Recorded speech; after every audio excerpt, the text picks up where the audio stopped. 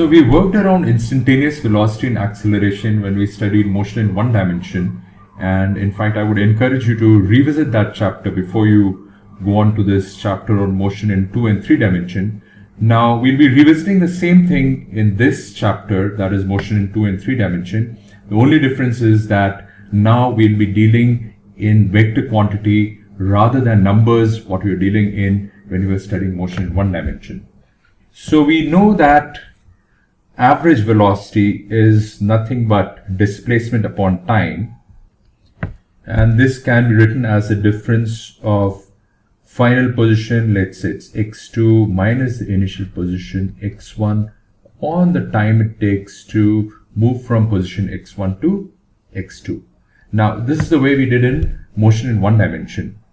Now what we do in motion in 2 dimension and 3 dimension is that we say that V average is equal to displacement, which is represented as R2, let's say it is, minus the position vector R1, which is the initial position vector, divided by the time taken to move from position vector R1 to R2. Now this can be written as delta R upon delta T, where delta R is the difference of R2 and R1, and then this can be written as delta xi plus delta yj plus delta zk divided by delta t.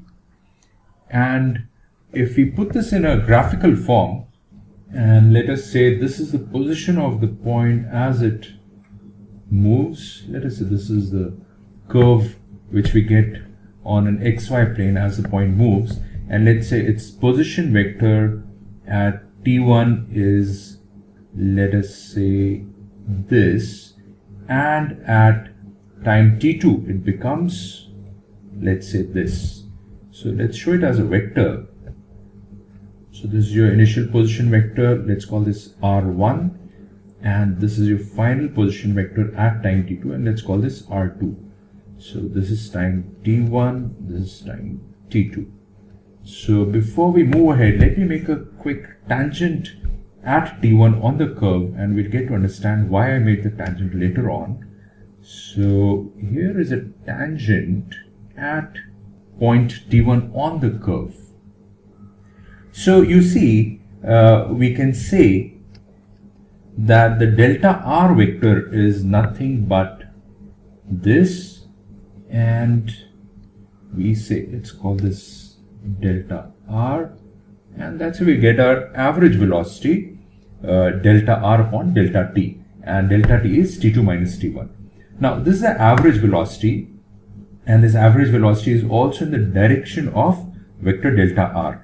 Now if we are asked to find the instantaneous velocity at, let's say, time t1, or the velocity which is occurring at this point, what is the velocity? Not the average velocity, but the velocity at this point of time.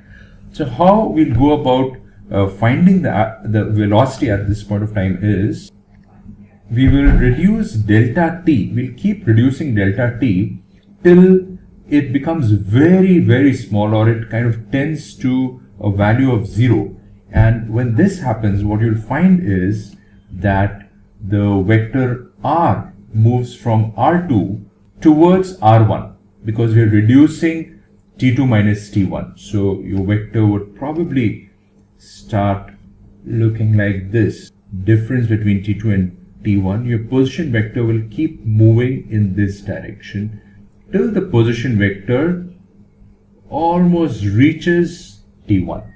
And you would also see that the vector delta r, which is right now r2 minus r1, will also keep reducing in length.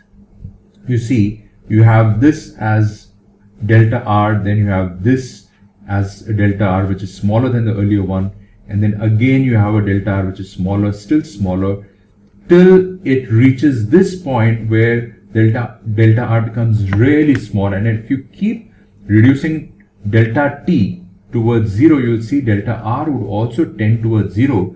And what will happen is that the delta r, when delta t tends to 0, would become a line which is parallel to this tangent we have drawn, and this would then be the instantaneous velocity at time t1.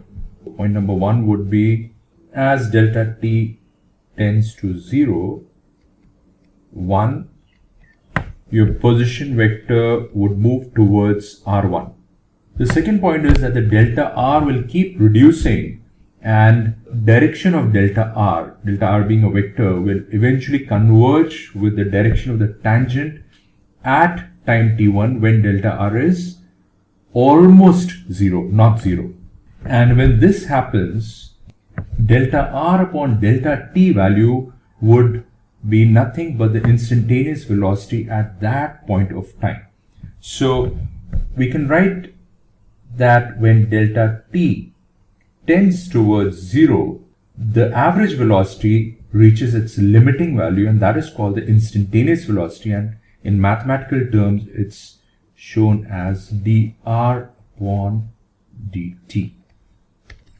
So if we write v is equal to dr upon dt, then this would be equal to d upon dt of r expressed vector in ijk form, which then can be written as d upon dt of xi plus d upon dt of yj plus d upon dt of zk, which then is nothing but velocity in x direction plus velocity in y direction plus velocity in z direction. So instantaneous velocity can be shown in this manner.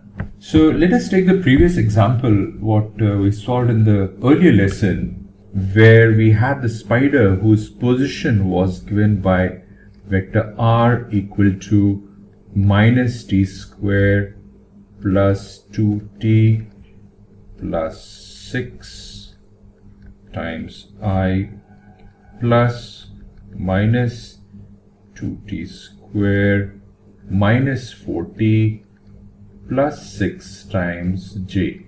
And this is nothing but you have the x component expressed as a function of time over here, and the y component of the position vector again expressed as a function of time. So you see x and y are varying with time. Now if this is the situation, then we can say that instantaneous velocity of the spider at any time v is equal to dr upon dt, which is equal to minus 2t plus 2 times I plus minus 4t minus 4 times j.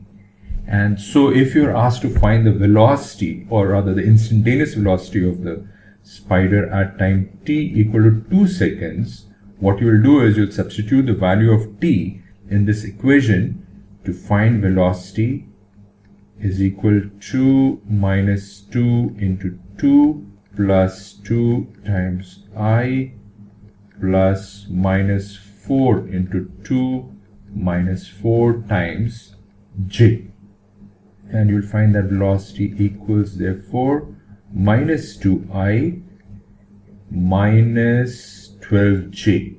Now this essentially means that the instantaneous velocity of the spider at time t equal to 2 seconds is minus 2 meters per second in x direction and minus 12 meters per second in y direction. So let's see how we interpret this on a graph.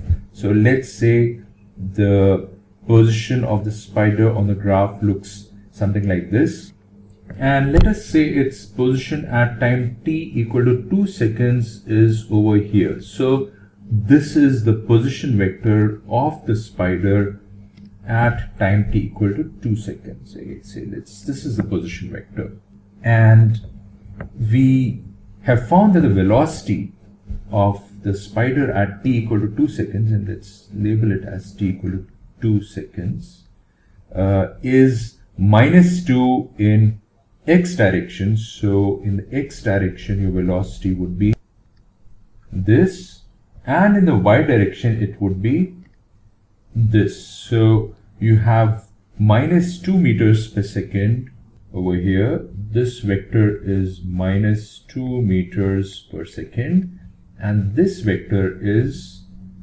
minus 12 meters per second. So you would see that the resultant velocity of this would be something like this.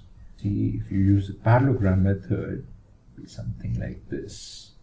And you would see that this is almost like a tangent to this point. If you extend this line in the reverse direction, you'll find that it's a tangent at this point. So you see, we found the instantaneous velocity in a mathematical way, and when we plotted it on the graph, we saw that it's just what we've just discussed, that it's tangent at that time, and that's instantaneous velocity. Now, to take the topic a little further, we might want to discuss what is instantaneous acceleration. So we know again that average acceleration is given as A average is equal to final velocity minus initial velocity upon the time it takes to change this velocity. And it's often written as delta V upon delta T. And as delta T tends towards 0, your A average moves towards something called a limiting value, and that's called the acceleration at that point of time. And that is written as A is equal to dv upon dt. So you can write A as equal to d upon dt and V expressed in vector form, and this equals d upon dt of Vx I plus d upon dt of Vy component in j direction plus d upon dt of Vz, or the scalar component in z direction, into k, and which you would see that dvx upon dt is nothing but the component of acceleration in x direction. Can be written as this, plus likewise component of acceleration in y direction and component of acceleration in z direction. So this is your instantaneous acceleration.